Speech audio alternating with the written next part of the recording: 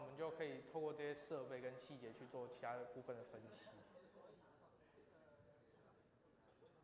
Well, your high school has very attractive, item a lot.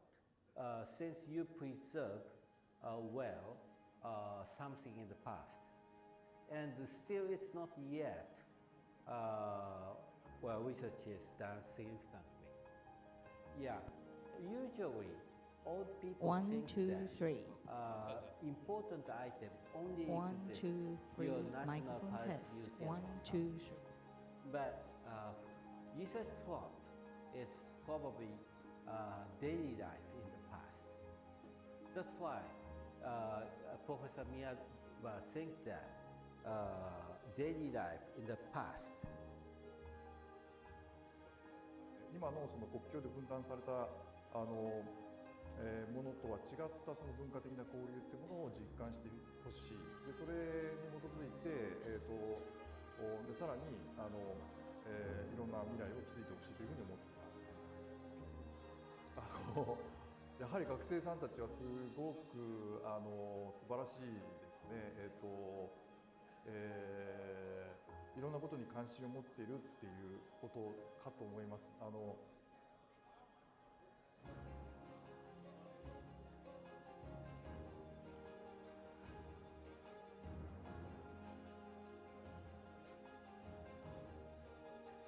能够有来自于日本的大学的教授来带着他们做一些探究跟实作，以及进行科学性的验证。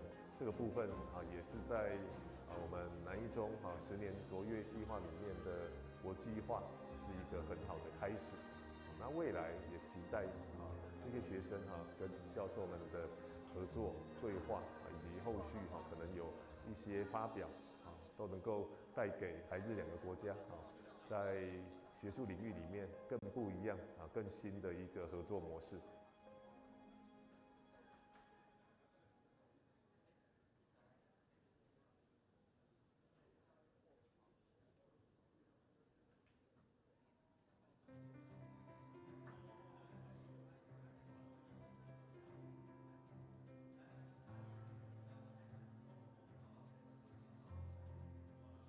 敬爱的各位工程第一高校的师长同学们，大家好！非常欢迎各位莅临台南一中。12月初的府城台南，太阳依旧热情温暖，就好像我们两所学校的情谊一般。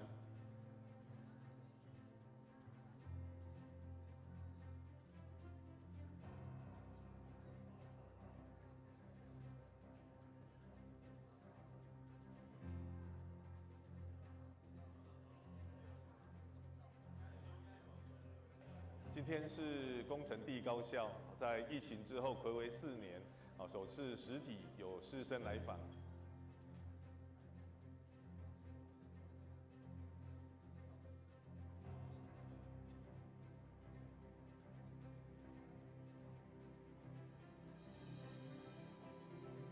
今天有72位师生一起到访学校，那么同学们也历经了4年的疫情。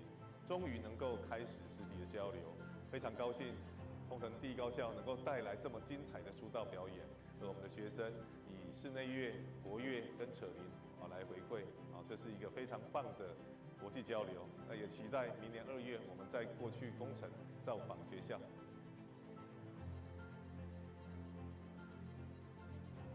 同时也感谢家长会吴会长跟2位副会长的支持，我们就促成了一段很美好的国民外交。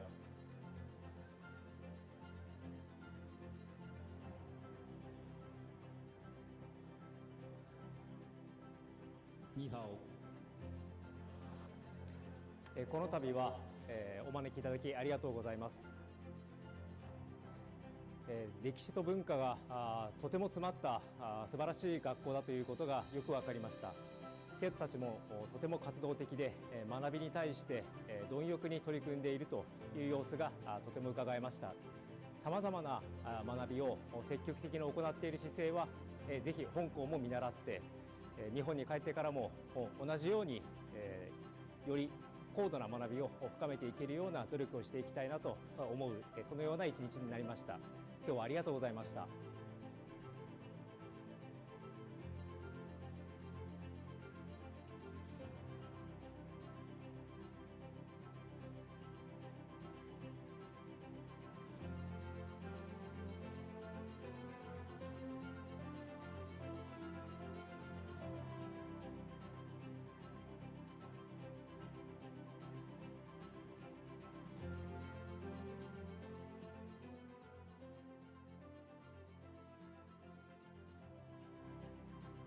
多年来，两校的交流不仅锻炼了学生交流的能力，更了解台日文化和思考方式的不同，养成学生理解差异。Welcome to High School Students Conference on Inquiry and Practice in relation to the Sustainable Development Goals. Arriving guests, teachers, and students, please have a seat. Please know that food and beverages are not allowed inside this venue. For those who feel a bit hungry or thirsty, complimentary snacks, tea, and beverages are available outside this venue. The conference will begin at 10 a.m. We look forward to a productive, engaging conference.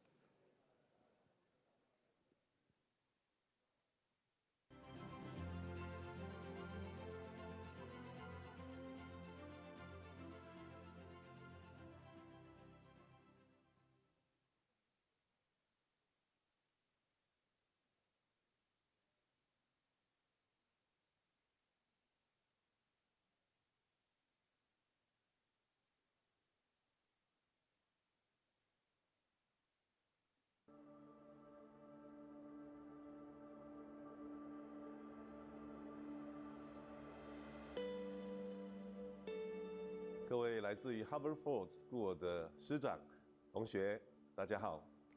今天非常欢迎各位莅临台南一中。3月的台南，太阳的热情就如同我们接待各位的热情一般。It has been a great experience visiting the Tainan First High School. From the moment stepping onto the campus, we were amazed by the historical values around the campus. We were especially amazed by the museum the school put together for their, I believe it was 100 years anniversary. And my students really enjoy the physical education classes as well with the Tainan Izhong students. I can really see they form friendships while they play volleyball together and basketball. I wanted to express my gratitude, firstly, for having both the teachers and the students hosted on campus for the last few days. MA. Xiaoliang.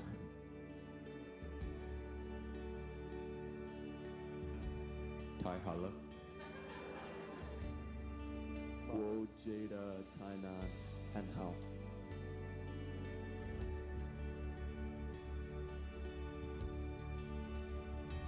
Dong Laosher's music class stood out to me as being an example that I think any Haverford faculty would have been proud of to have had as their lesson.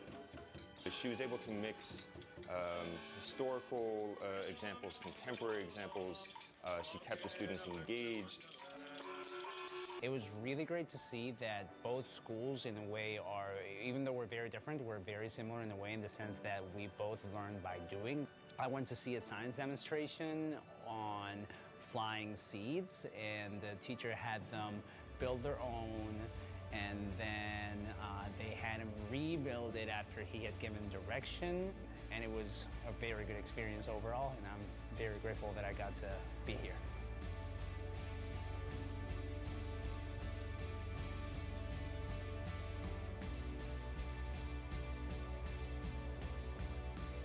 本校创立于1922年，至今已经有102年的历史，而今年也是我们台南府城400周年的一个里程碑。在此时刻，贵校的来访，正代表着跨越太平洋非常难得的一个经验，也别具意义。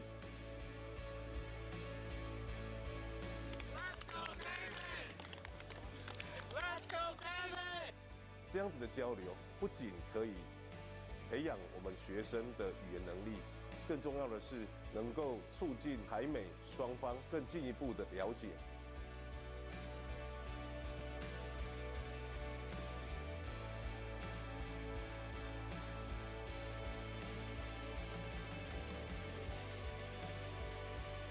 我们也在今年的暑假即将举办一场高中生面对 SDGs 探究与实作的学习成果研讨会，欢迎贵校的师生能够再度莅临台南以及台南一中。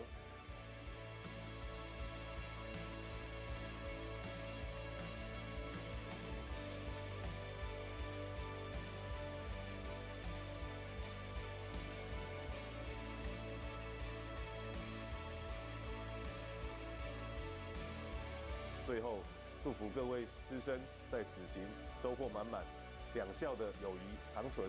谢谢大家。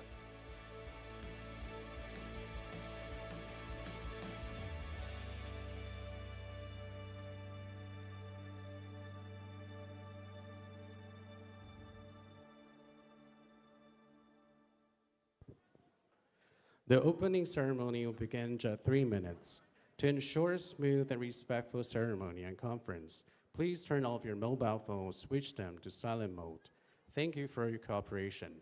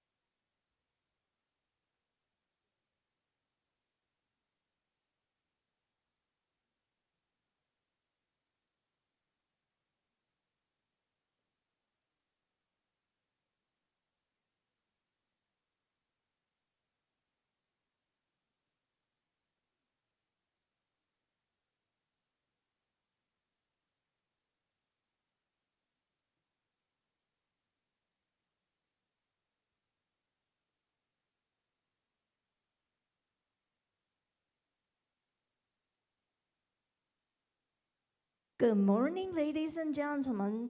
Welcome to High School Students Conference on Inquiry on Practice in relation to the Sustainable Development Goals.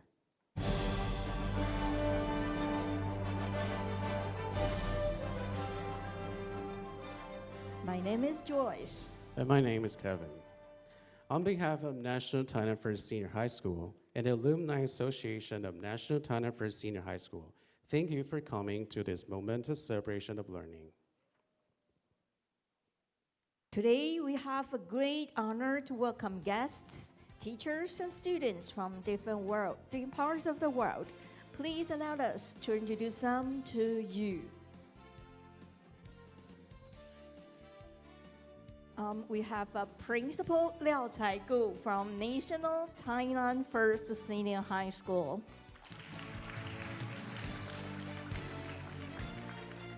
Academician Wong Chi-huey from Academician Sinica. Senior Executive Officer Huang Huaying from K-12 Education Administration, Ministry of Education. Honorary President Wu Rongbin, Alumni Association of National Tainan First Senior High School, Republic of China. Honorary President Zhuo Yongchong, National Tainan First Senior High School Scholarship Foundation. President Xie Qingze, National Tainan First Senior High School Scholarship Foundation. President Wu Juntai, Tainan City National Tainan First Senior High School Alumni Association. President Lin Zhilang, National Tainan First Senior High School Alumni Association. Secretary Pan Zhaocai, National Tainan First Senior High School Alumni Association. President Xie Tianren, Taipei City National Tainan First Senior High School Alumni Association. Professor Yang Huilang, National Chenggong University. Academician Huang Huijun, Academia Sinica. Academician Wang Baoguan from Academia Sinica. Distinguished Chair Professor Chen Zhenzong from National Taiwan Ocean University. Professor Xie Zhongling from National Taiwan University. PTA President, PTA members, Wu Mingyuan. PTA Advisory Board President, Wang Zhenghong. Principal Wendy Du, Experimental High School, Ho Chi Minh City, University of Education. Honorary President Chen Minghui, Tainan City National Taiwan First Senior High School Alumni Association. Former President Liu Mingdao, Tainan City National Taiwan First Senior High School Alumni Association. Principal Li Yifang, Tainan Municipal Dawan Senior High School. Principal Huang Yanming, National Hobi Senior High School. Principal Zhang Jingchuan, Guanghua Senior High School. Professor Duan Xiaoling, National Zhanghua University of Education. Professor Jin Zhiqing, National Taichung University of Education. Thank you for all the guests. The 17 presentation teams are from different schools and different countries. They are a team from Fujieda Higashi High School. Please raise your hand, show where you are. Hi, students from Fujieda.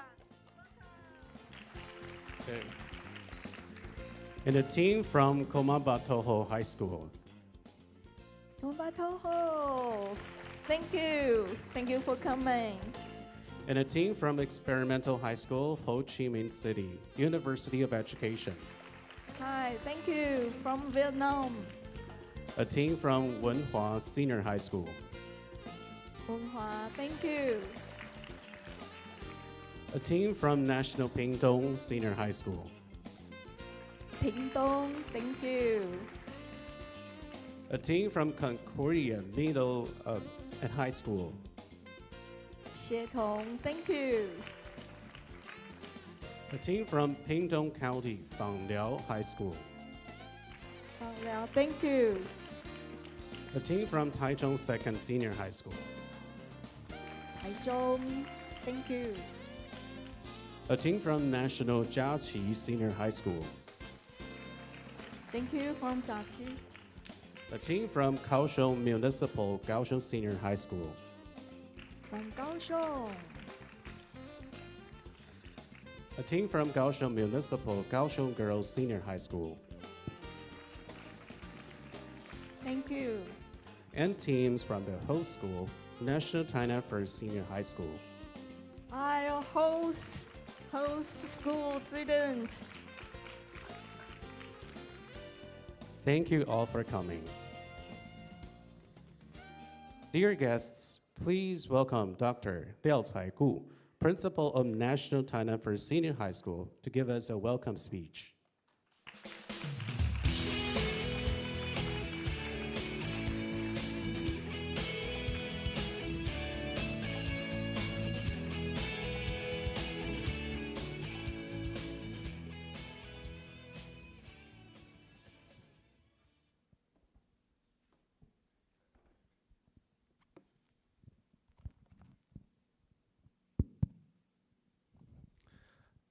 Dr. Wong, Commissioner Wong from the K-12 Education Administration of MOE, Chairman Wu, and the Alumni Association of the Republic of China. Distinguished guests and friends, greetings to you all.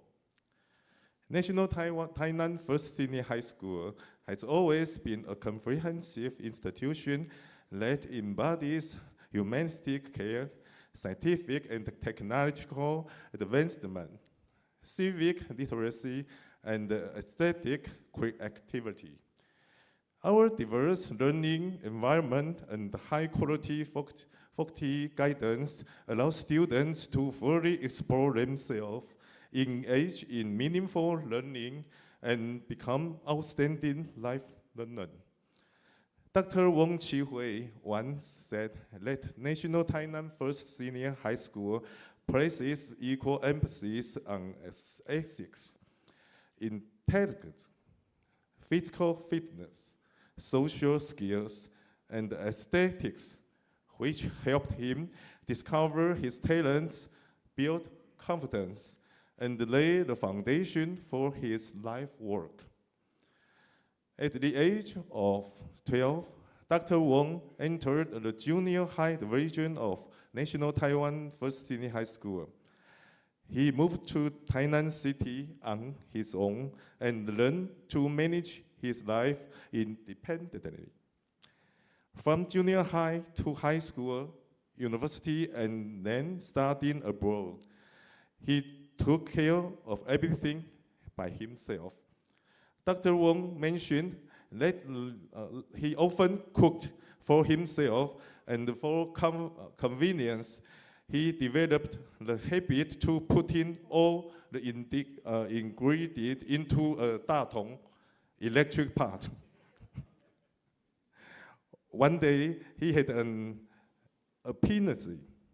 If cooking could be so simple and efficient, there must be a quick and a convenient method for carbohydrate synthesis that could be mass-produced. This led to the creation of the globally renowned one-pot synthesis method. Dr. Wong has demonstrated the most valuable spirit of inquiry and practice. Our daily lives are filled with inspiration for scientific research and sources of knowledge, as long as we are willing to discover them with a keen mind. This year marks a significant milestone in Tainan's 400 years history. As a part of this sustainable developing city, we actively respond to the contemporary issues of Tainan's 400-year anniversary by hosting the high school students' inquiry and practice learning outcomes seminar on SDGs. Over the next 3 days, we are enjoyed by teachers and students from Japan, Vietnam, and the various parts of Taiwan, gathering at Tainan First Senior High School to share experiences and insights on the United Nations 17 Sustainable Development Goals. During these 3 days of seminars, we will witness the achievements of schools from different regions in inquiry and practice, observe the professional growth of young students, and see the dedication and the efforts of the new generation of global citizens toward sustainable development. I believe that such deep exchanges and dialogues will enable more people to discover the possibilities of education and the hope of the younger generation. I sincerely thank the K-12 Education Administration of MOE for their guidance, the Alumni Association of National Tainan First Senior High School for their full support, and the assistance of various alumni associations, similar alumni, distinguished guests, and friends. I also extend my gratitude to strong administrative team of National Tainan First Senior High School. May we continue to work hand in hand in the future, building the vision of education together, allowing all young students to dream fearlessly, pursue their dreams, and realize their dreams. Thank you. Thank you, Dr. Liao.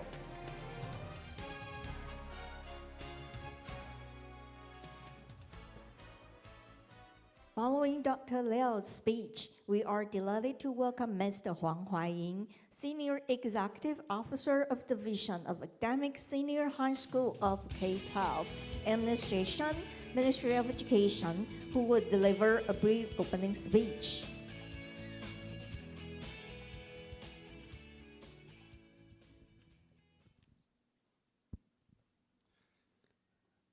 Wong 院长Chi-huey，主办学校南一中廖才国校长，还有各位师长，来自越南、日本跟台湾各地的同学，大家好。President Wong, Principal Liao, distinguished guests from Vietnam, Japan, and Taiwan, good morning. 很高兴南一中主办高中生面对永续发展目标 SDGs 探究实作学习成果研讨会，那也邀请了其他国家的师生共同发表语汇。I'm delighted that Tainan First Senior High School is hosting this high school students conference on inquiry and practice in relation to the Sustainable Development Goals and invite students and teachers from other countries to participate and present their research projects. 本次发表主题是以联合国2030永续发展目标为主题，那融入我国自2019年实施的12年国教课纲的重要议题——自然科学探究与实作的课程。The conference focuses on the United Nations 2030 Sustainable Development Goals, also known as SDGs, and integrates the critical issues of the course Natural Sciences, Inquiry and Practice from Taiwan's curriculum guidelines of 12-year basic education, which have been implemented since 2019. 自然科学探究与实作课程内容在于提供学生统整的学习经验，那强调跨学科的整合，希望说学理跟实践可以互相为用，那用实用性跟生活化的题材跟议题为主，学习系统性的知识，并进行跨领域的对话跟思考。The course Natural Sciences, Inquiry and Practice aims to provide students with integrated learning experiences, emphasizing interdisciplinary integration to ensure that theory and practice complement each other. The course is centered on practical and life-oriented topics and issues, allowing students to learn systematic knowledge and engage in cross-disciplinary dialogue and thinking. 将 SDGs 与探究实作的结合，学生可以透过实验跟量化研究中 SDGs 的各种指标跟目标，透过具体的问题解决方法，深入了解 SDGs 的内涵跟意义，进而培养学生的知识跟技能，激发学生创造力跟批判思维，促使学生能可以积极参与解决真实世界的问题，提出解决的方案。By combining SDGs with inquiry and practical learning, students quantify various indicators and targets within the SDGs through experiment and research. They gain an in-depth understanding of the essence and significance of the SDGs by posing specific questions and finding solutions. This process cultivates students' knowledge and skills, sparks creativity and critical thinking, and encourages them to actively engage in solving real-world problems by proposing solutions. 国教署非常高兴各位同学可以透过探究实作的各项议题，那这次各位从社区发展议题、环境保护、能源议题、气候变迁、经济成长的面向，从足球、航太、风力发电谈到湿地、黑面琵鹭跟艺术的发展。相信这2天的研讨发表，各位必定可以收获满满。The K-12 Education Administration of the Ministry of Education is very pleased that you students take the initiative to explore various topics through inquiry and practice research. From community development issues, environmental protection, energy issues, climate change, and economic growth, to discussions on football, aerospace, wind power generation, wetlands, blackface spoonbills, and the development of the arts, we believe that you will gain a wealth of knowledge from this 2-day conference. 在这2天跟各国同学的共同研习讨论经验，一定会成为各位宝贵的回忆。The experience of studying and discussing with fellow students from different countries over these 2 days will surely become a precious memory for you all. 最后，我再次代表教育部跟国教署，欢迎各位师长跟同学共同前来，并诚挚邀请各位一同感受台湾的热情好客。Finally, on behalf of the Ministry of Education and the K-12 Education Administration, I would like to extend a warm welcome to all the teachers and students participating in this event. We sincerely invite you to experience the hospitality and warmth of Taiwan. 预祝今天的大会可以圆满成功，与会人员身体健康，万事如意。We wish the conference great success and good health and happiness to all of you. Thank you.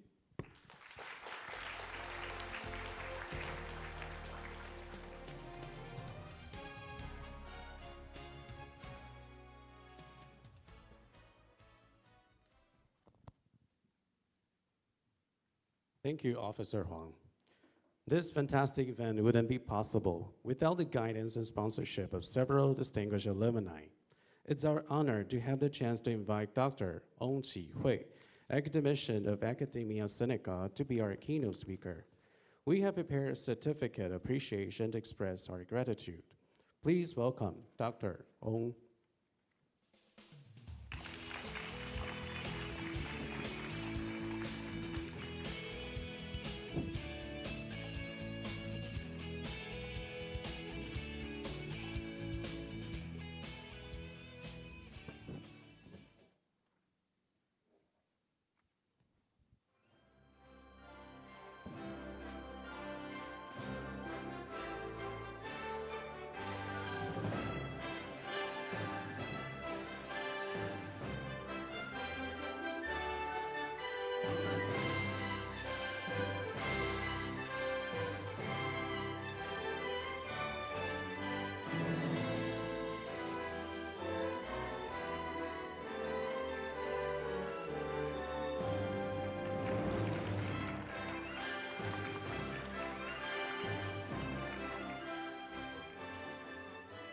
Thank you, Dr. Wong. Please return to your seat.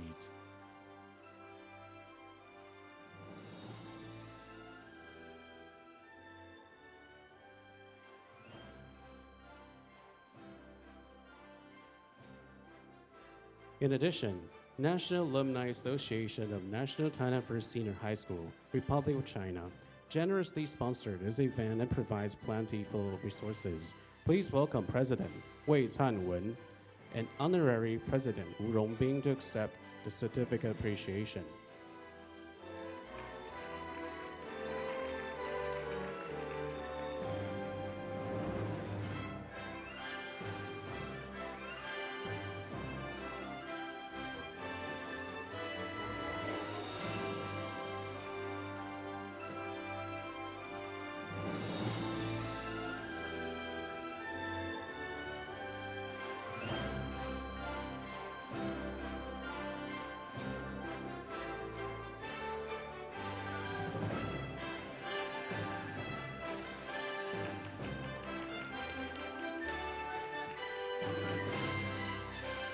Thank you, President Wu. Please return to your seat.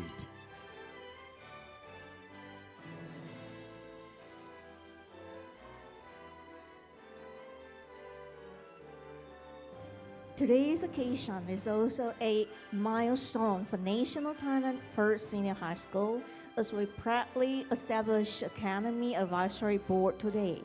It is our honor to invite several distinguished academics to join the board. They are Professor Yang Hui Lang, Academician Wang Baoguan, Academician Wang Huijun, and Professor Chen Zhenzong. Please welcome them to the stage to accept their certificates of appointments.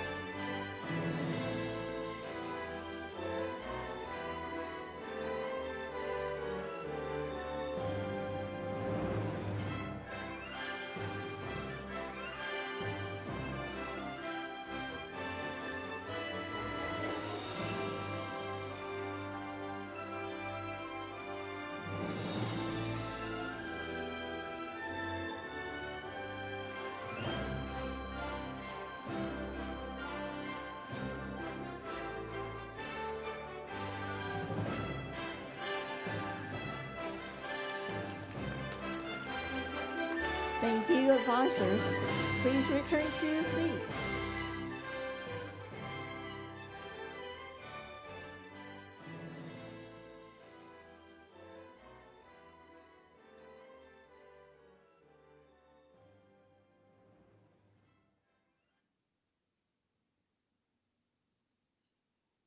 In order to capture this precious moment, we will take a good picture.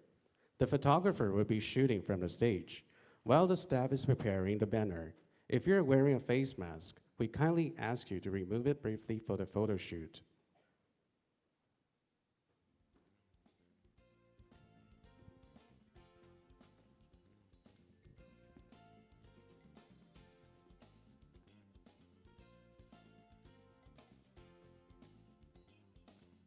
On 3, 1, 2, 3, smile.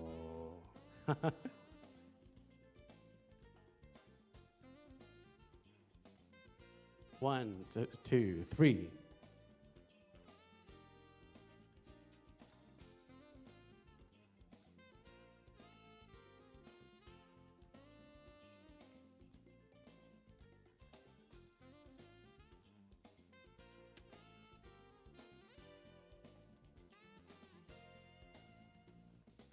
Thank you, everyone.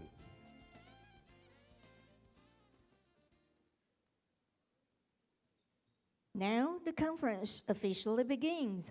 As mentioned earlier, we are honored to have Dr. Wong Chi-huey, former president of Academician, Sinica, to deliver our keynote speech, My Academic Journey. Dr. Wong has been a professor of chemistry at the Scripps Research Institute since 1989. He is currently the Scripps Family Chair Professor of Chemistry with a joint appointment as a Distinguished Research Fellow at Genomics Research Center, Academia Sinica. He received his BS and MS degrees from National Taiwan University, PhD in chemistry from MIT, and postdoctoral training at Harvard University.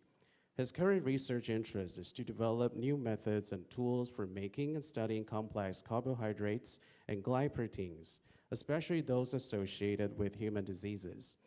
He has trained more than 500 graduate students and postdoctoral fellows, published over 750 papers, and received more than 120 patents, and is a highly cited scientist with an age index 160. He was head of a frontier research program on glycotechnology, Riken, Japan, a board member of the U.S. National Research Council, a scientific advisor of Max Planck Institute, Germany, president of Academia Sinica, Taiwan, a member of Riken Council, Japan, the chief science advisor to the Taiwan government.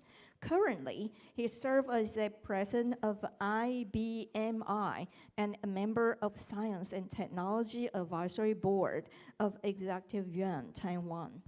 Dr. Wong received numerous honors in recognition of his accomplishments, including the U.S. Presidential Green Chemistry Challenge Award, the American Chemical Society A.C. Cope Medal, the World Prize in Chemistry, the Robert A. Welch Award in Chemistry, and the Terradrome Prize for Creativity in Organic Synthesis.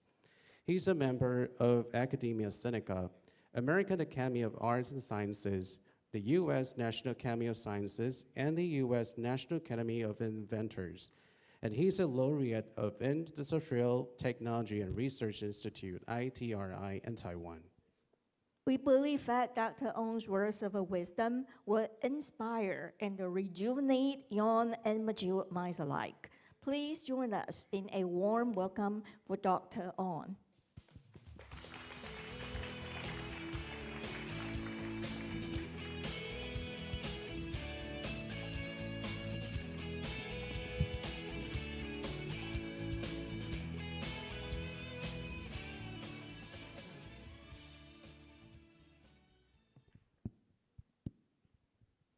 啊，谢谢校长，还有林秘书给我这个机会回来母校跟大家分享我的这个学术生涯。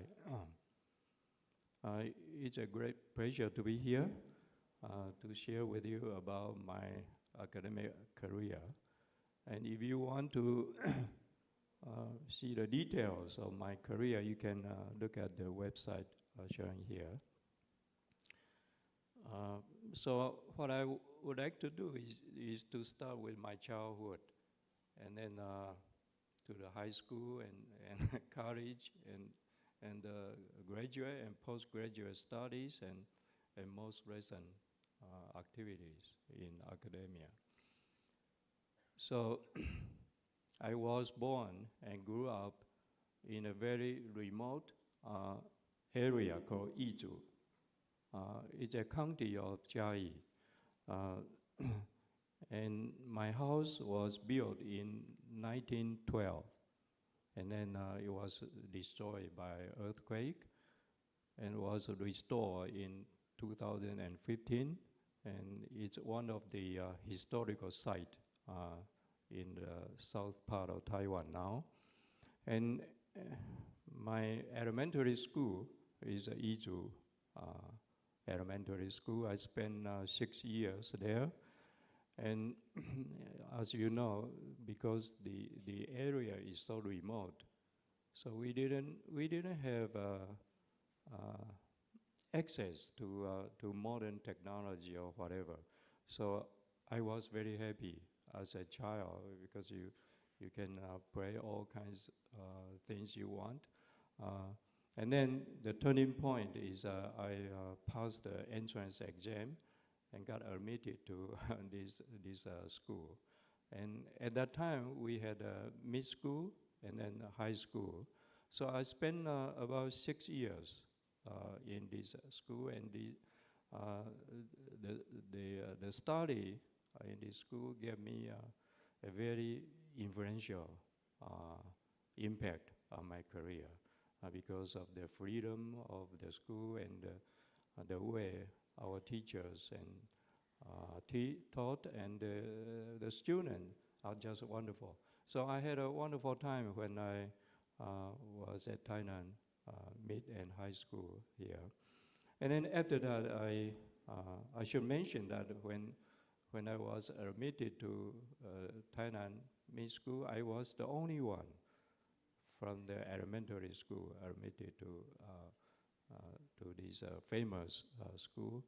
And so I had had a confidence to pursue my interest.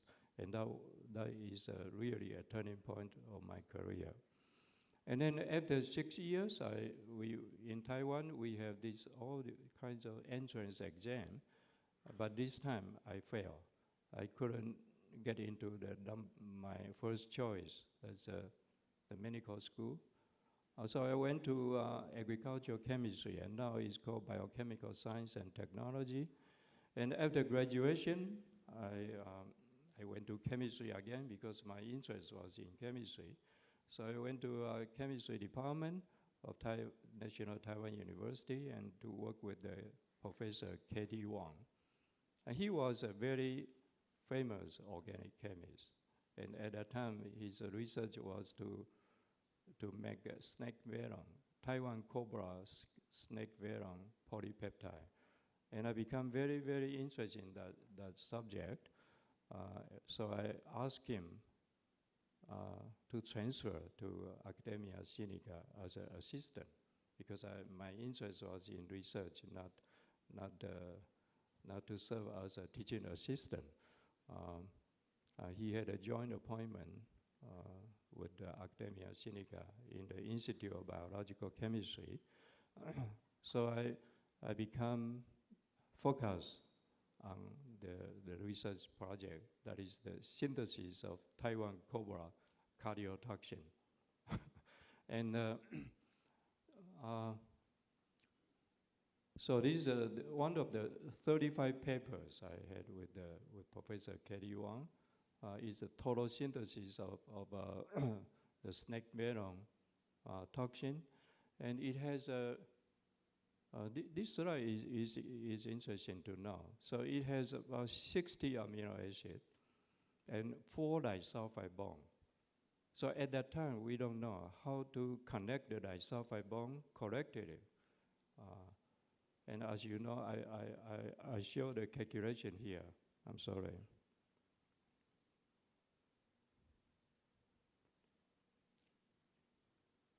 Okay.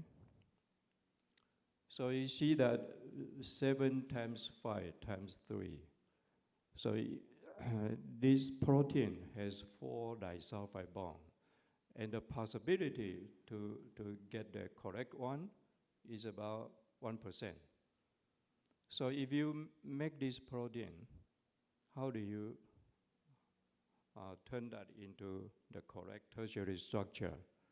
So at that time, we had no idea whether this is going to be successful or not. The reason 105 is because suppose you fix one sulfur, and then it has 7 opportunities to connect, right? So 7. And then once the first disulfide bond is formed, the third one will have 5 opportunities. So 7 times 5, and so on. So you have about 105 times. And so we didn't know whether the synthesis is going to be successful, but at that time, there was a paper by Christian Anderson. He said that the primary structure, the sequence of a protein will determine its tertiary structure. So in other words, the information of the tertiary structure is already embedded in the primary sequence. So that was a very, very exciting learning that we can do the so-called solid phase synthesis of polypeptide, and then that the peptide folded into the correct tertiary structure. And at that time, it was Mary Field who invented this technology, the solid phase synthesis. And now it's even more interesting. The AI technology, this person called John Jumper, he used an AI algorithm to develop a software we call AlphaFold. This is based on about 200 million protein sequence. So once you know the sequence, you can predict the tertiary structure. And now it's all in the computer. Once you have the primary sequence, you can predict what kind of tertiary structure of this protein will be. So this is a very exciting development in my career. And then after that, as I mentioned, I have 35 publications. And at the end of my study at Academia Sinica, I became interested in environmentally friendly chemistry, something to do with the conference today on sustainable development. Right? So in the 70s, there was an energy crisis. So I decided to pursue green chemistry. I went to MIT because I know there's a professor there called George Whiteside who was working on the use of enzymes in organic synthesis. And the reaction is done in water at room temperature, so you don't use organic solvent, don't use a high temperature, or anyway, it's an environmentally friendly reaction. So I become interested in that. And after that, I went with him to Harvard as a postdoc. So this person is George Whiteside. And he influenced my career completely because in Taiwan, I didn't have the opportunity to get such an inspiring teaching from my professor. I know how to do solid work, but I didn't think too much. I just want to work hard to accomplish something. But when I went to his lab, he always stimulated me, always challenged my thinking, and during this back and forth interaction, I learned how to challenge the authority. So here are the famous statements from George Whiteside. For example, the first one, he said, the scientist is not in the business of following instructions. So you don't follow instruction. That's incredible, right? And then the second here, do you agree failure is the basis of success? We often say that, right? But he said it's certainly an instruction. And then curiosity. So he encouraged students to have curiosity. So curiosity will drive discovery, and discovery will drive applications, including commercialization. And then writing a paper is part of the research process. It's a way of organizing thoughts and should start as soon as the research begins. So this is also different. We usually finish the experiment and then we write paper, but he encouraged us to write a paper when you start your experiment. And then you modify, you adjust. And the last one is most interesting, is that when you do a research, you have to ask yourself, what kind of research do you plan to do? Is that a basic research or is it applied? And then why? Is that for personal interest or for social interest? Or for something else? You want to get the study to find a job? And then how? How do you have the ability or you have the interest to pursue the research?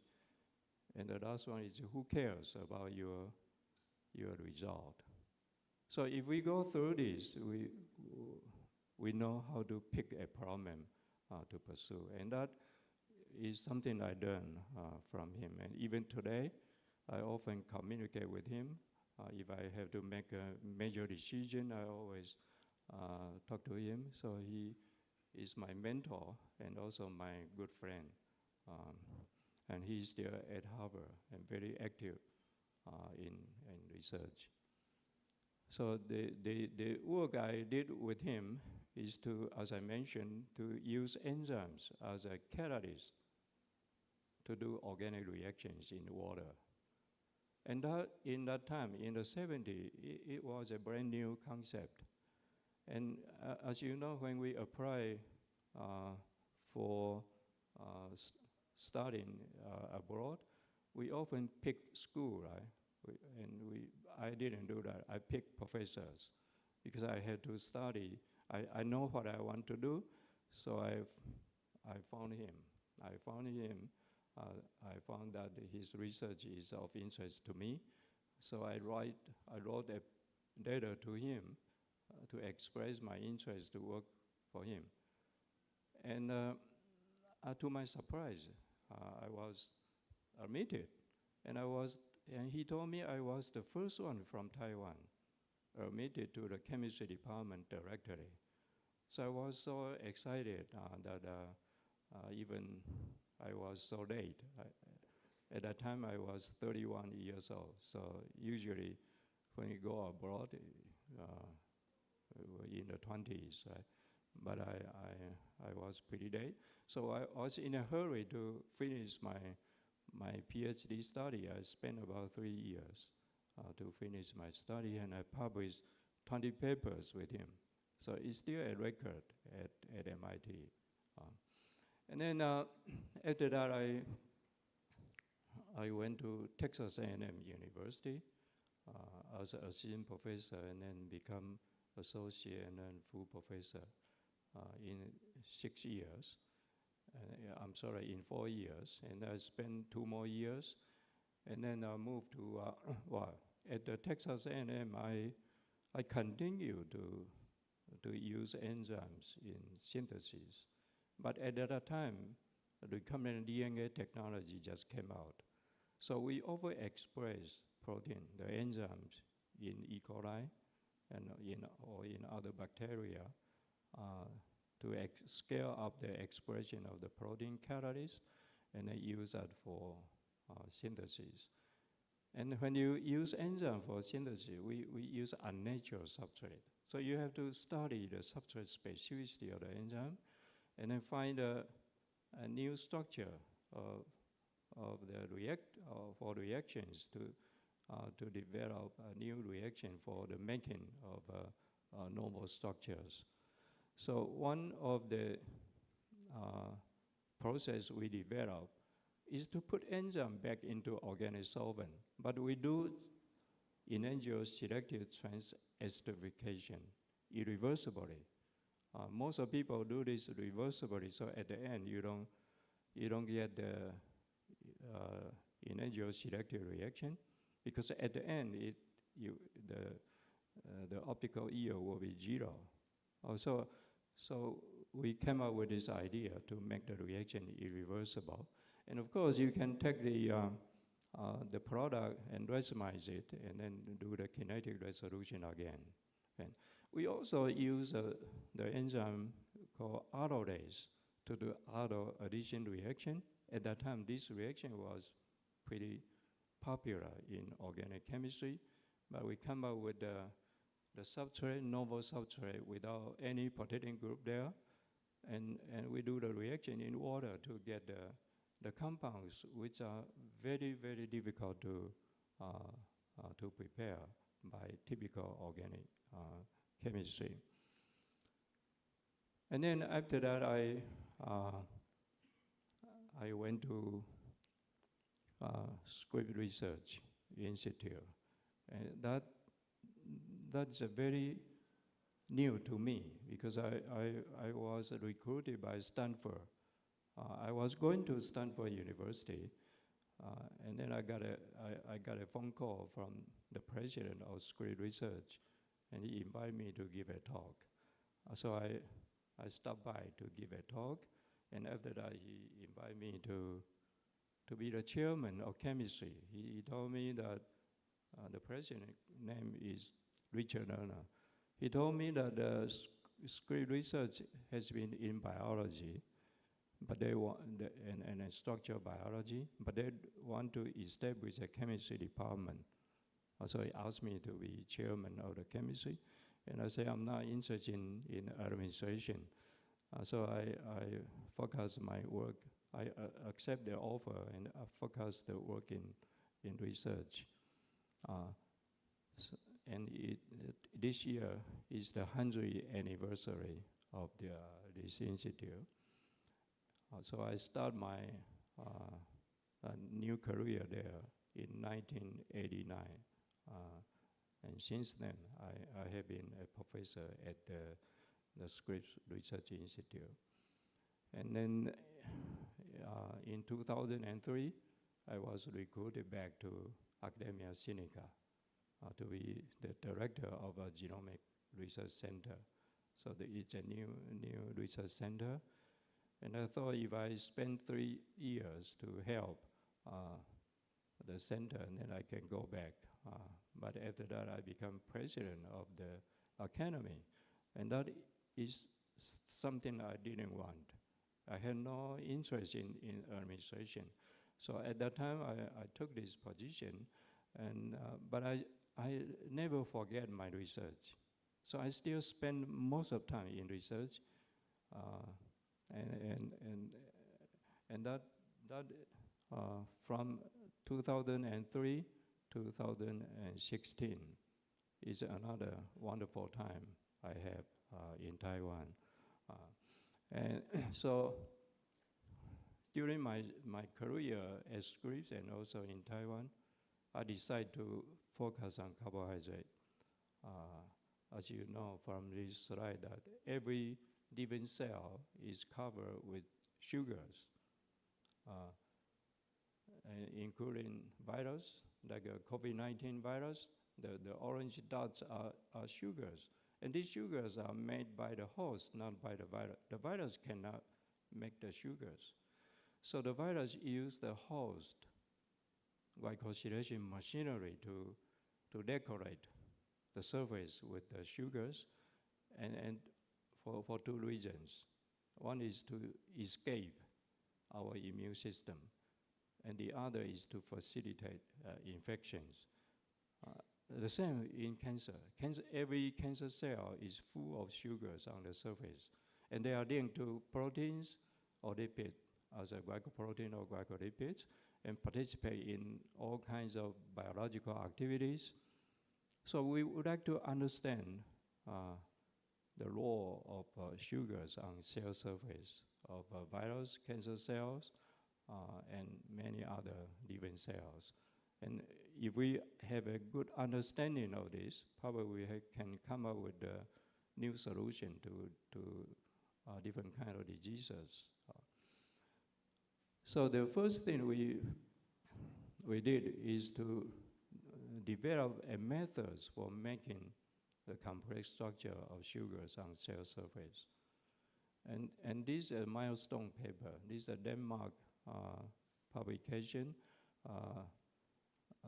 As you know, in our body, we have polysaccharide, we have oligosaccharide glycoproteins made from 8 to 9 monosaccharides. And how do you make this oligosaccharide? You had to use a glycosyl transferase as a catalyst. But these enzymes require the substrate we call sugar nucleotides. But here is the typical structure. For example, when we get injured or we had a cancer, then the white blood cells will go to the injury site and to fight.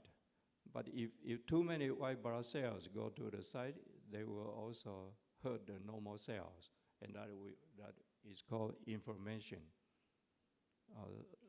And too much inflammation is fatal. So you need to control that. And this is a typical one. So on the surface of white blood cells, there's a cellular Lewis X and sulfate on this peptide. And because of this divalent interaction that will strengthen the binding, and increase the affinity of the interaction.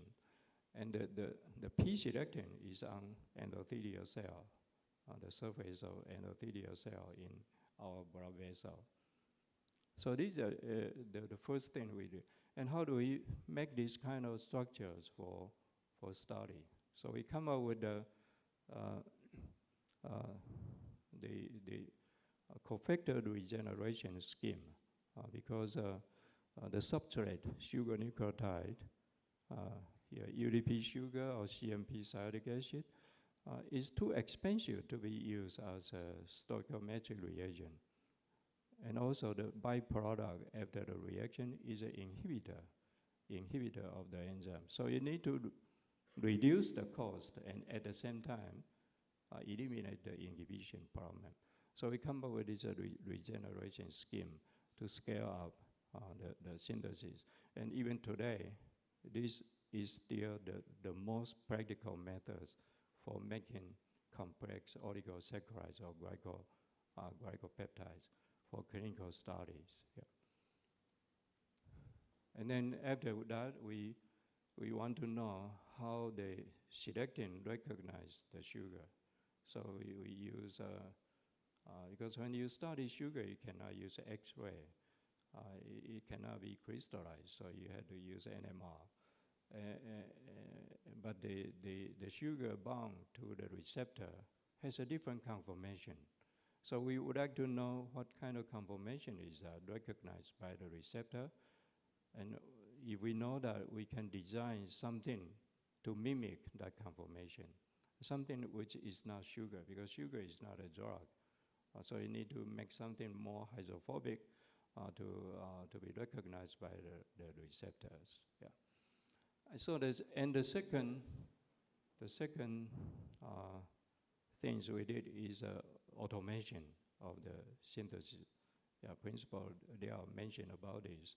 So we developed the first programmable automated synthesis of oligosaccharides. We have automated synthesis of oligonucleotides and oligopeptide, but not oligosaccharides. Even today, it's so difficult to do.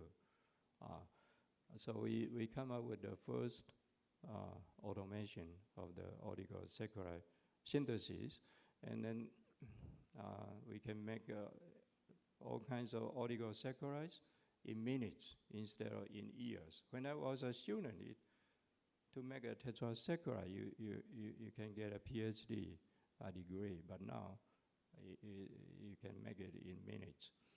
So this was done by a student who is now at Apple. He's a senior manager at Apple now. He was not good in the laboratory. Every experiment he did failed. So he decided to quit. And then we start to talk. And I found out that he is so interested in software. And I had no idea about what software is. So I told him, we have a lot of reactions data in the lab. Can you use a software to design a program, automatic program, so we can use the software program to do oligosaccharide synthesis? And then he took all the notebook from the lab and disappeared for a week. And then when he came back, he gave me the formula, which I have no idea. I don't know what is that. It's so complicated. But he told me, well, you just follow this procedure, you can get the product. And it really works. So we publish it right away, and then we patent it. And we also get a copyright. I've become very famous, but I didn't know what is that. That's everybody now is talking about my invention, but actually it's a young Oman's invention.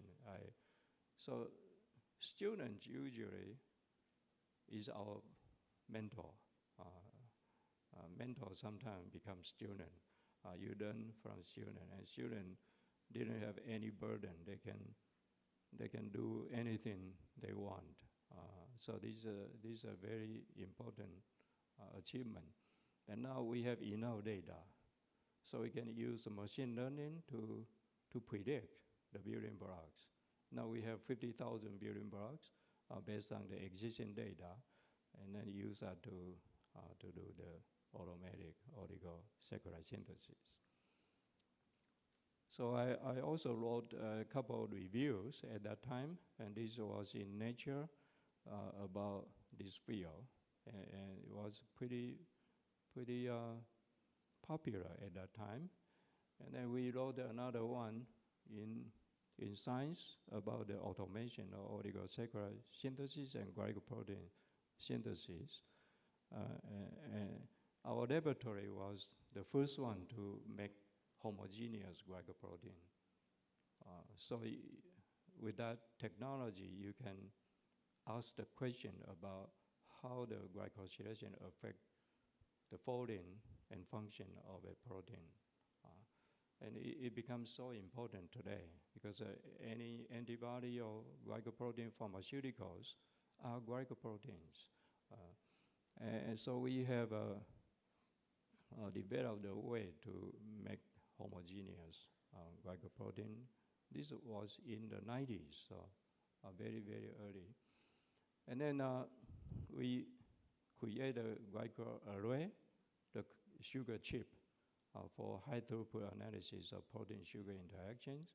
We put the sugars on the surface of nanoparticle, or microtubule plate, or glass slide coated with aluminum oxide, and then to do the analysis of protein-sugar interactions. Something like this. And then at that time, we asked a very difficult question. Can we manipulate the sugars on the surface of cancer or virus, and then redesign the vaccines or antibodies? Because we know cancer is a major threat to human health, but we don't have vaccines against cancer. So we start with the influenza. We know every year we have to get a flu shot because of the mutations, right? So we thought if we come up with a vaccine which is universal, you don't have to get a flu shot every year. That is like the way we do for hepatitis B, or for smallpox, but why we don't have universal vaccines against influenza? We know the immune response to influenza virus is mainly against the hemagglutinin on the surface, and that is highly glycosylated. So the green colors are sugars made by human, and they hide the virus from immune response. So what we did is to remove the sugar, but we don't want to destroy the tertiary structure of the protein. So we need to keep the monosaccharide there. And once we do that, we expose the highly conserved epitope on the protein to let the immune system recognize. And that is the concept of universal vaccine, because the conserved epitope don't change. They don't change. They are just hidden by the man-made sugars there to escape from our immune systems. So you can see that in the challenge study and the protection always much better than the fully glycosylated protein.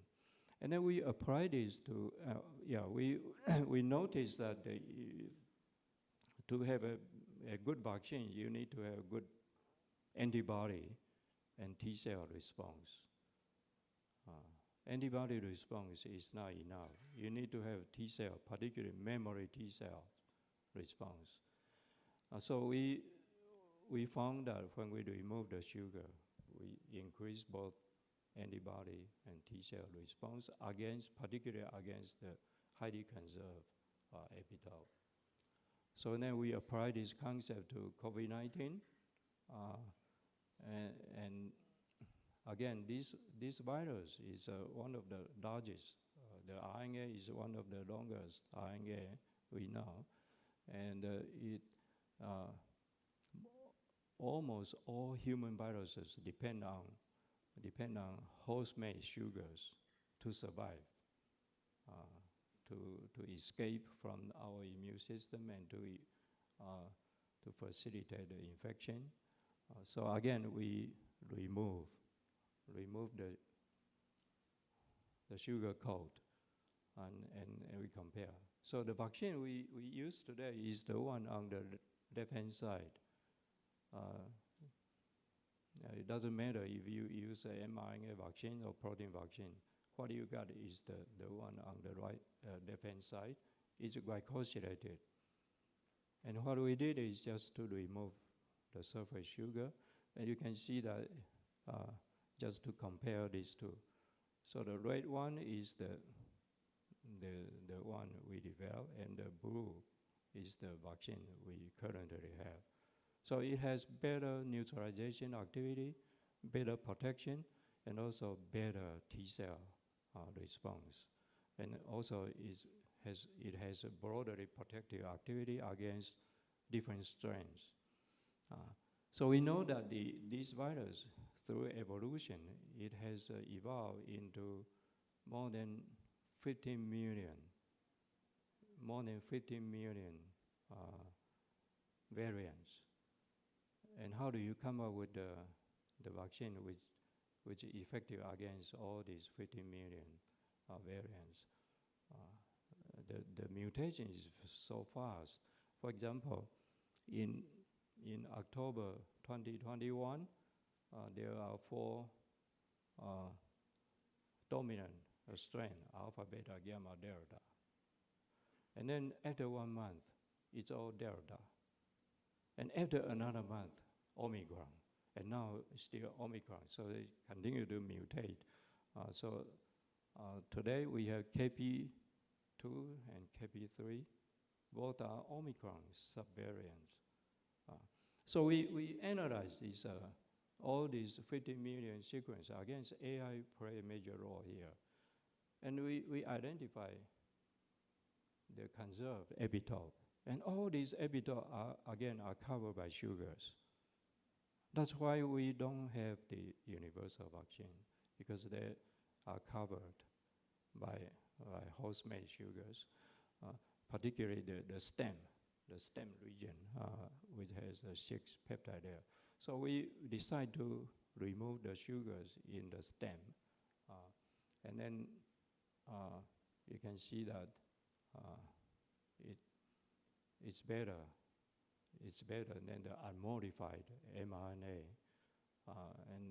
and it's also effective against not just SARS-CoV-2 variants, but also common cold. The coronavirus, which causes common cold, and also SARS, the 2003 SARS, and the MERS, 2012 MERS. So it's a very effective vaccine against COVID-19, SARS, MERS, the virus that causes common cold. So this technology was selected as one of the top 10 emerging technology by IUPAC, and along with ChatGPT, biodegradable plastic, and artificial skin. Then the last one I want to share with you is can we develop a cancer vaccines against different kind of cancers? So we use a glycosylation probe to identify the cell surface sugars, which are commonly found on all kinds of cancer cells, and we found one. We call global serious glycans, and there are three glycolipids on the surface: SSCA3, global H, and SSCA4. And these usually appear at the stem cell stage and then disappear during differentiation, and then come back again when you have cancer. So it's amazing. These 3 glycolipids? Okay, thank you. So we found this one, and then we of course, we can design the vaccine. We link the sugar to a carrier protein. By the way, sugar cannot be used as a vaccine. It's not immunogenic. So you need to link to a protein as a glycoprotein to become a vaccine. The first one is currently in phase 3 clinical trial for breast cancer, and the second one is in phase 2 trial for multiple cancers. And the second one is the one which I want to share with you, because sugar, as I mentioned, usually is not very immunogenic.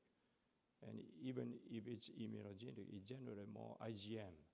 So you need to do cross switch, to switch from IgM to IgG. And that is not that easy. You need to design the right adjuvant to do that. So we come up with this adjuvant on the left-hand side. And that is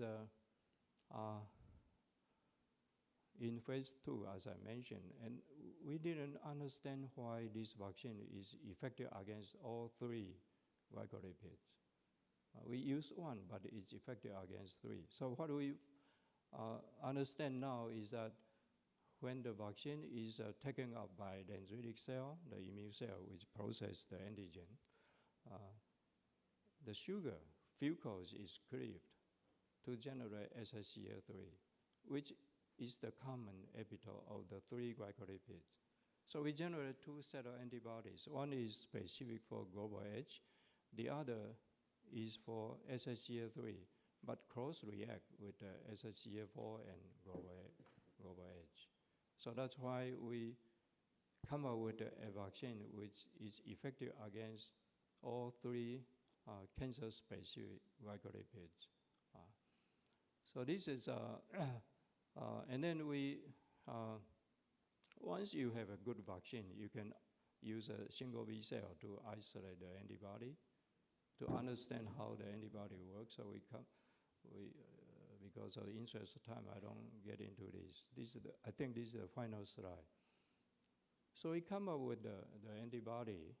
We identify the antibody which target the 3 glycolipids, but we engineer the FC region because the antibody has 2 functions. One is to recognize the target, to capture the target, but that is not enough. So you need to kill the target. And the way to kill the target is through interaction with the FC region. FC region is a glycopeptide. So the FC region will recruit immune cells to the tumor site to kill the target. And what kind of immune cell will be recruited is important. So we engineer the glycosylation to make sure that it recruits the most effective immune cells to the tumor site to kill the target. So this is what we have. So this is a universal FC glycan. Any antibody you have, it can be improved through this process. And then when you use antibody, you also have to worry about immune checkpoint inhibition because the effector function, the cancer cell usually have a certain kind of carbohydrate on the surface, and if that interact with the immune cell you recruited, then it will shut down the antibody function, which we call immune checkpoint inhibition. So now we know how to optimize the antibody. Once you have the antibody against a certain specific target, we can make it much more effective. And this is what I want to share with you. And the co-workers on the slide are mentioned. So, the research was supported by Academia Sinica, and some basic part of the research was supported by the NIH and NSF. And thank you very much for your attention.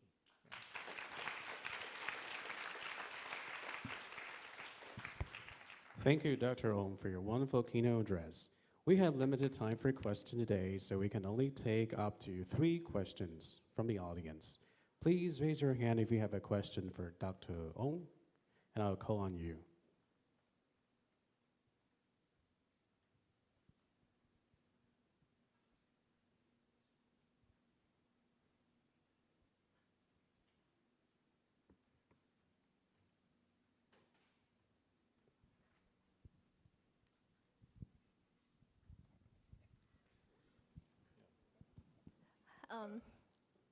I'm currently a student from Kaohsiung, and I want to ask, do you have any suggestions for senior high school right now, for senior high school students right now?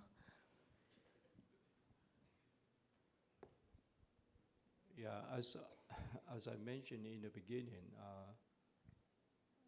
the high school here, the Tainan Senior High School, gave me the answer. So I think you need to have the interest in the things you want to do. You develop interest first, but the interest could be driven by curiosity. You start with that, you wonder why is that and what happened, and then you start to pursue to get the answer. And then during that process, you may develop your interest in certain kind of things. So I always believe that interest can be developed. I just use my example here in Tainan High School when I was in the chemistry laboratory. When nobody could finish the experiment except me, and then the teacher praised me in the classroom. So I got confidence, but what is more important, I become interested in the subject. So that is, it's difficult to share the experience. It's something, if you are curious about something, and then you pursue it, and you find your interest. And if you don't have the interest, you don't have the momentum to continue. Thanks.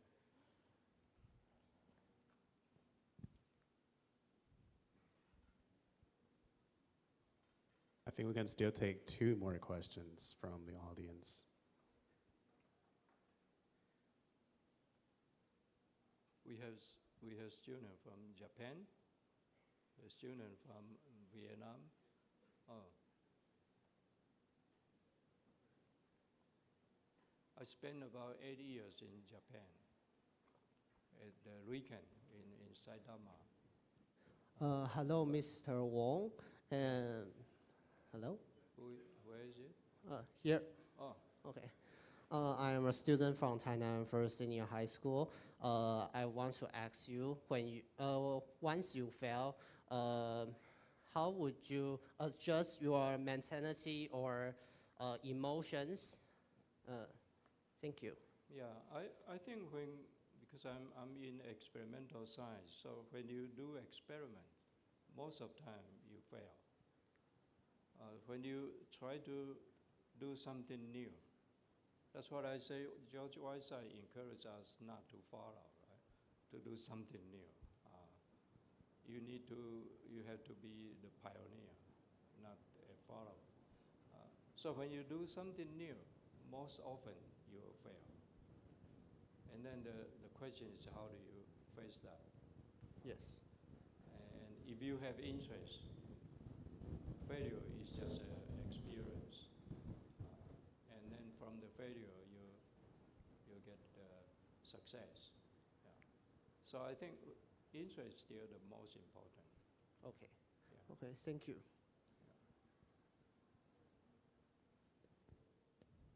Last question.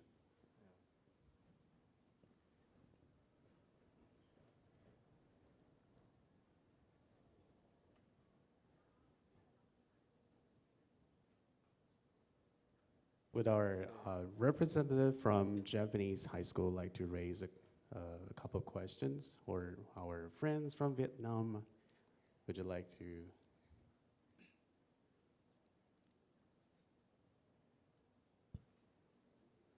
Or maybe students from the host school, National Thailand First Senior High School. Like, Sorry.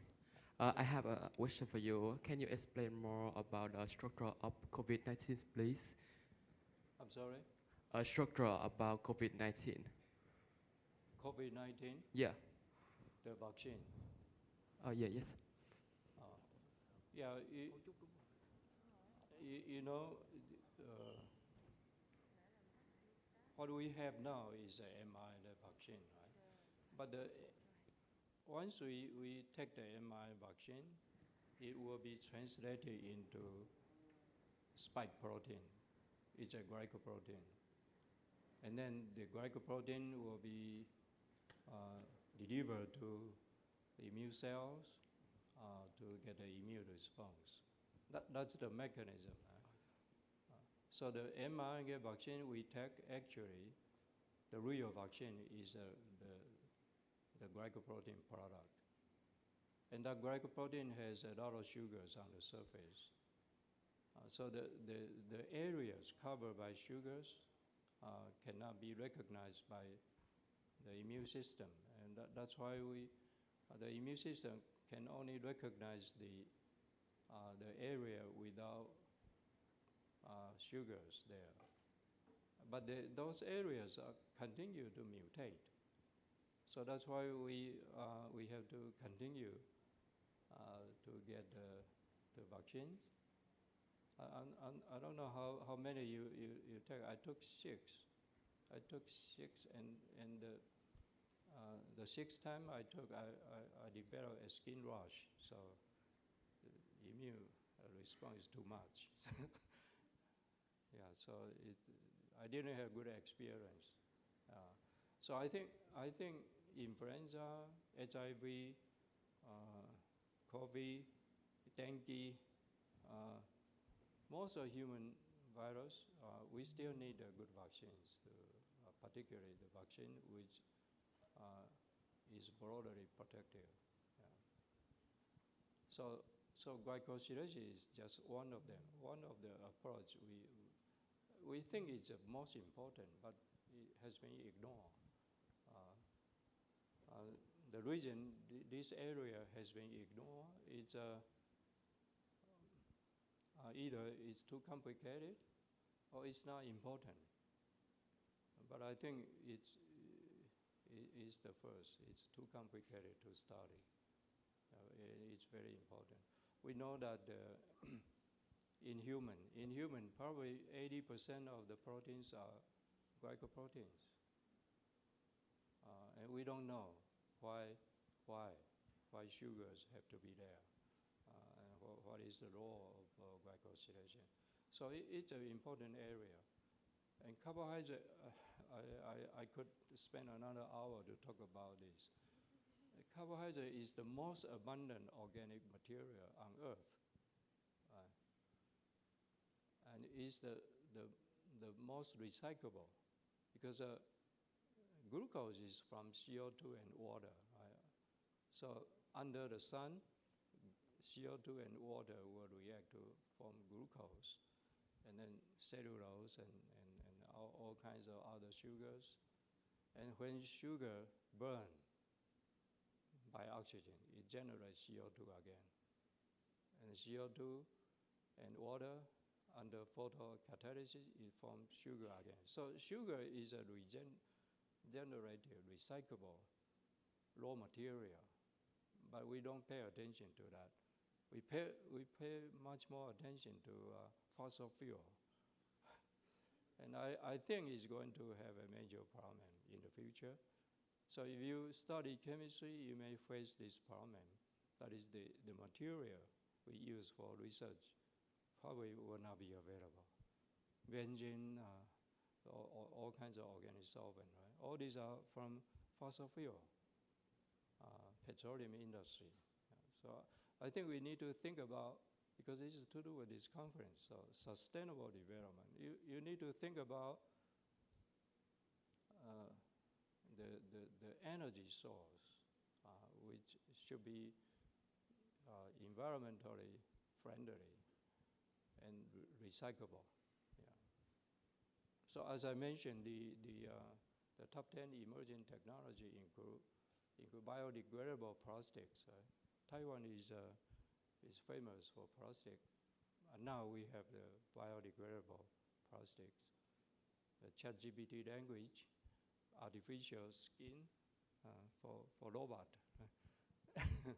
So all these are sustainable development. Yeah, all to do with this conference.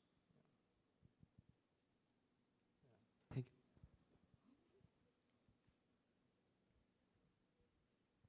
I think we can take two more questions from the audience. Could we have someone from local National China First Senior High School?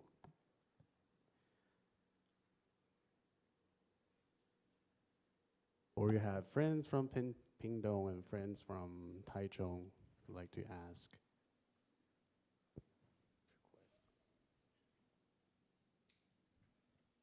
I thought my lecture is very simple but still quiet. So as we all know that there's lots of departments in the universities for educations, but how we decide the best one for our dream jobs, like for me it is programmers.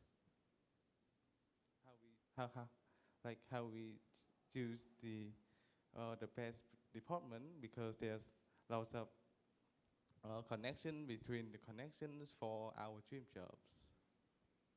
Yeah. Do you understand? To find a good department? Yes, for study. Yes. Oh, that depends on your interest again. So. But between the department, there's lots of different connections. Like yes. Well, nowadays it's so different from my time. So I didn't go to the department I want. So I have more time to think, more time to pray, and that is the advantage. I don't know how to choose the right department. I really don't know. The department I went to, because I failed the entrance exam, so I went to the department which I don't like. So I spend most of the time reading other things. And that is also pretty good for me, because if I went to a good department, probably I would be so busy with the curriculum and didn't have time to think. So sometimes I think any department, any field is okay, as long as you find your interest. Yeah. Thank you.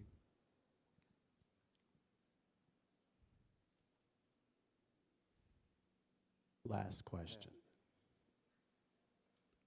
Yeah. Okay, yeah.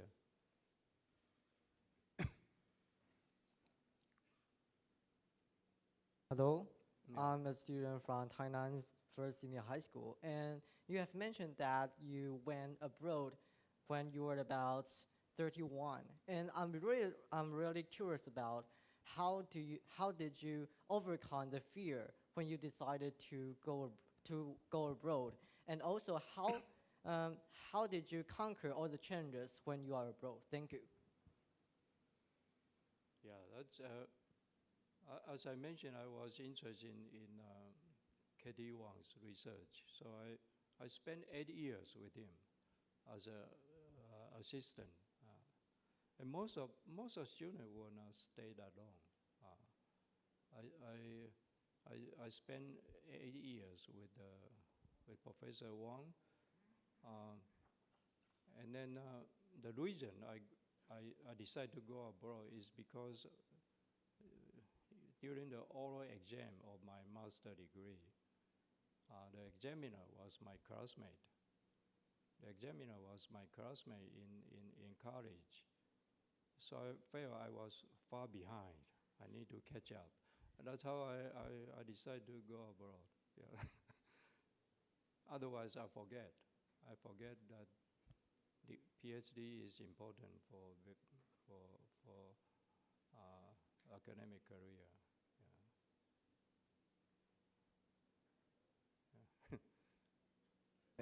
And also, I'm really curious about how did you find the professor in Harvard? Oh, that is something special. Yeah, because I know what I want to do. As I mentioned, in these 8 years, I spent so much time on organic chemistry, peptide chemistry, and at the end of the 8 years period, I start to touch enzyme. So papain and bromelain, and we use that for peptide synthesis. So actually, my interest in going abroad to advance my study is I found my interest in Taiwan. Try to explore the use of enzymes in organic synthesis, and that at that time it was a new area. So because I had 35 publications, so I used that to apply. I wrote to many professors in the U.S. and got some positive response, and so I decided to go to MIT because at that time I think at that time he was the best in the field. That is to use enzyme in organic synthesis. So I knew what I want to do, and I look around and find that it's not the MIT. It's because of George Whiteside. Yeah. Okay, thank you. Yeah. Maybe that's all. Yeah.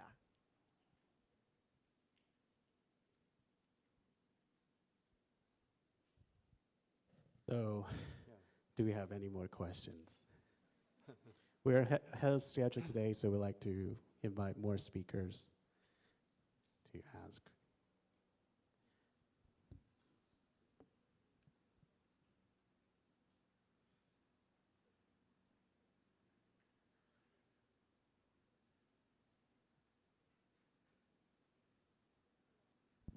Hello.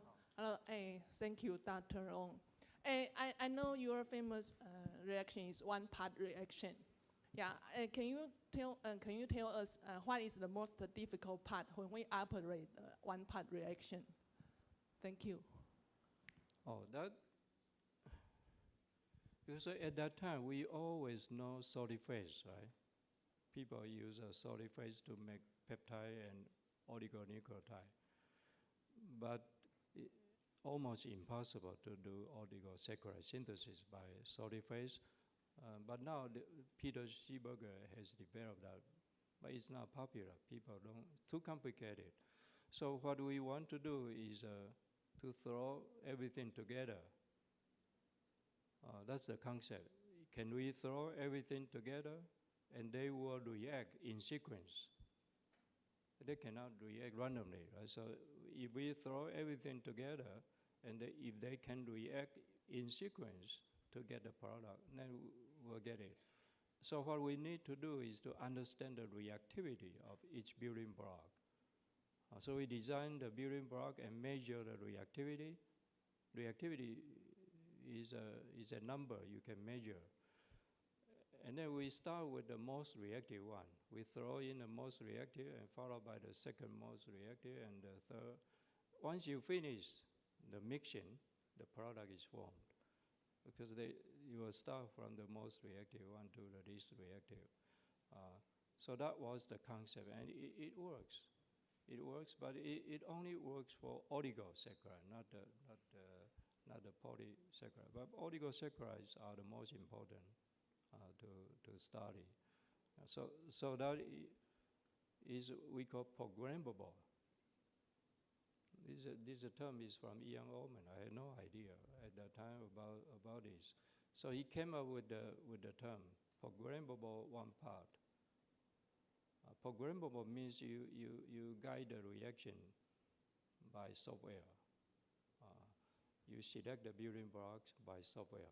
So if you know the oligosaccharide you want to make, you enter that in the computer. and it will show the building blocks to mix in sequence. Very, very simple, yeah. And the question is, can you have enough building blocks to do all kinds of reactions? So at that time, we have 150 building blocks, but it's so difficult to design. So we ask machine learning. We use machine learning to predict. And then we come up with 50,000. And then we do it experimentally to make sure the predicted reactivity is correct.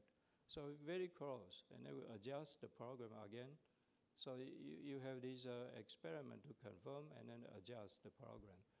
So now it's on the website. Everybody can use that to make oligosaccharide. Yeah. We have a question from teacher in the back.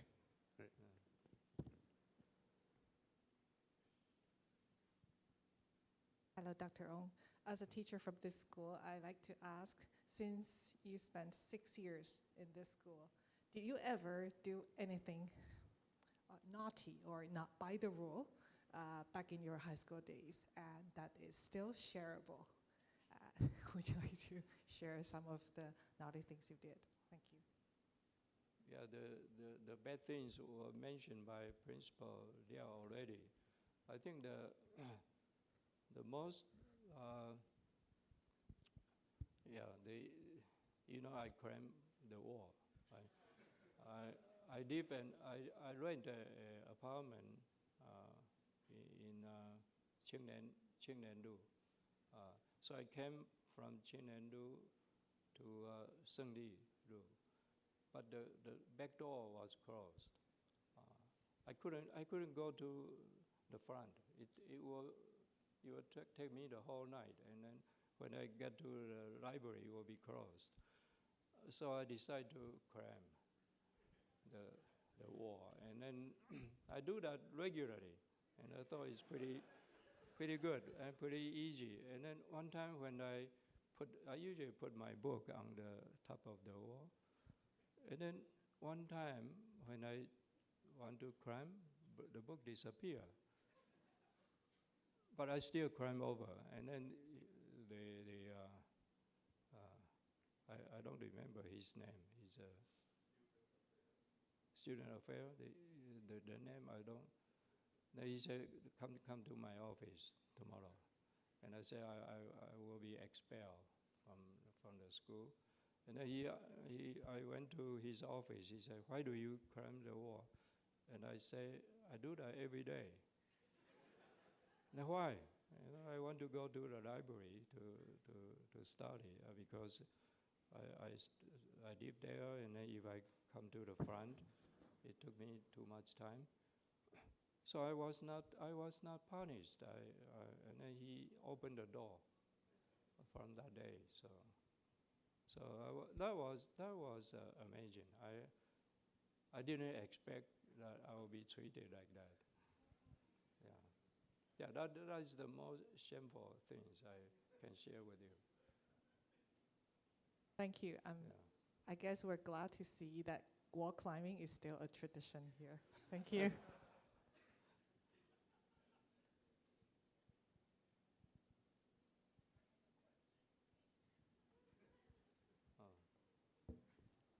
Thank you, Dr. Wong, for your very wonderful speech. And I have a question. We all agree that we're all busy every day. Like as an academia, you must be very, very busy.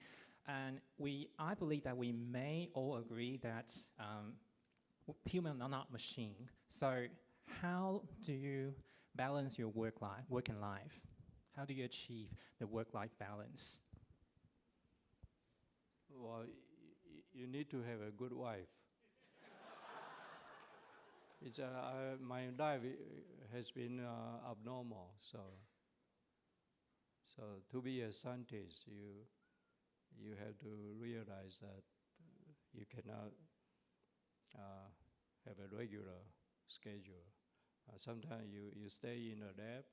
I remember when I was in Katie Wong's laboratory, that was a little league, baseball. we always watch, right, around 2 o'clock in the morning. So I decide to cook an instant noodle in the lab for dinner. So I have a whole set of beaker and a hot plate and just for instant noodle in the lab. So I almost live in the lab. But of course, I was not married at that time. So I spent most of the time in the lab, but after marriage, I try to continue this kind of life. So you have to compromise a little bit. But I have my wife can forgive me about my abnormal behavior. So I think you need to have a good partner to survive. Yeah, but I think I don't encourage you to do that. So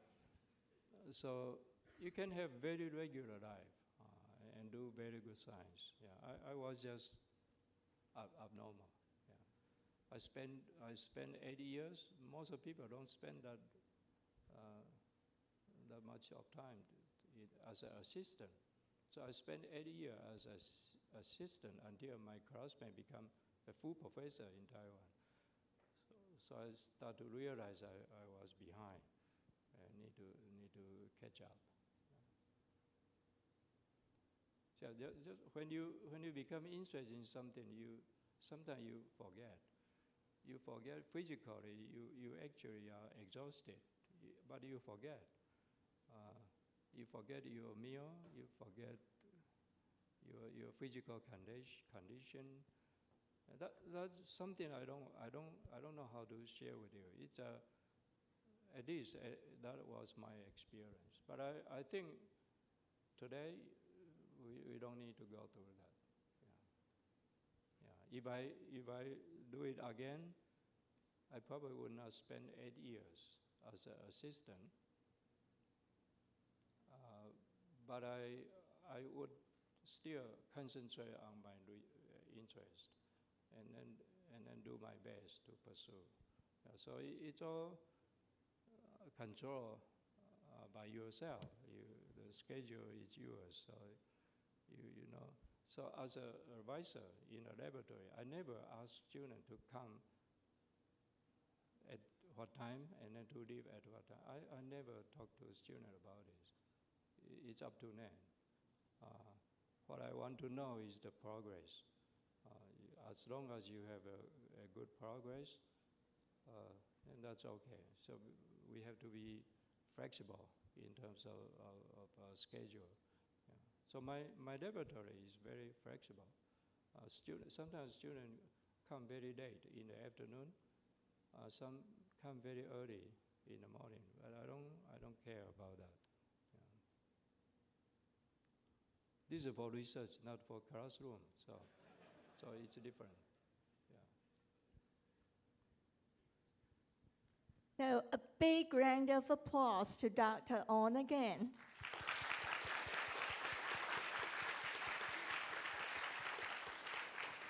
Thailand First Senior High School will organize the annual Academician Chi-huey Science Education Forum as part of the MOU of Science Talent Cultivation Program.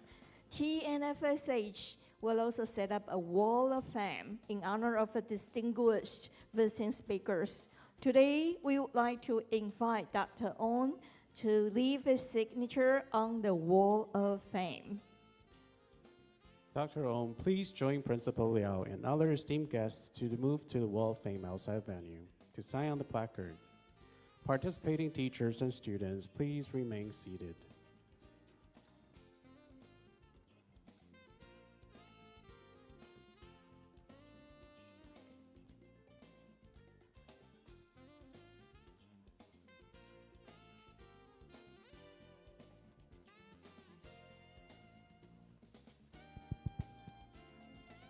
好，我们这个阶段哈，就是会到外面签这个名人墙哈。那所以我们邀请贵宾们哈，一起到门口这边哈，来跟我们一起见证哈。那同学们哈，就先留在原地嘛哈。OK， 好，谢谢，来。Doc, Dr. Ohm, please join Principal Liao and other esteemed guests to move to the Wall of Fame outside venue to sign on the board. Participating teachers, students, please remain seated.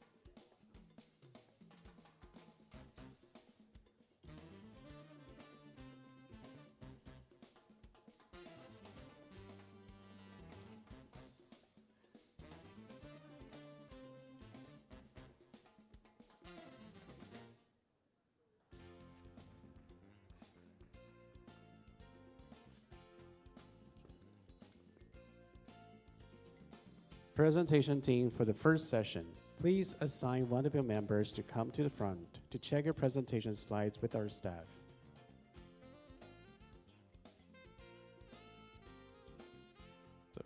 Just one member for each team. One member for each team. For the first section presentation, would you please come forward to check your slides with us? Okay, thank you.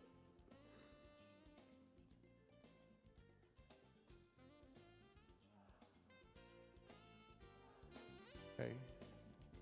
We'll be having a lunch break shortly. Our staff will lead you to the dining areas. This venue will remain open for the conference preparation. You may leave your bags at here, but it's advisable that you carry valuables with you. The conference will resume at 1:30 this afternoon.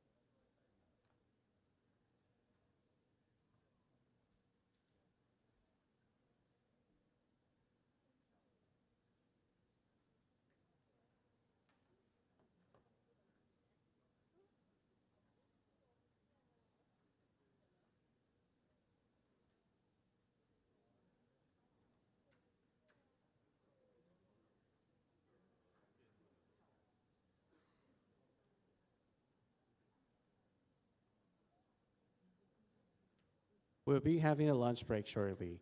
Our staff will lead you to the dining areas. This venue will remain open for the conference preparation.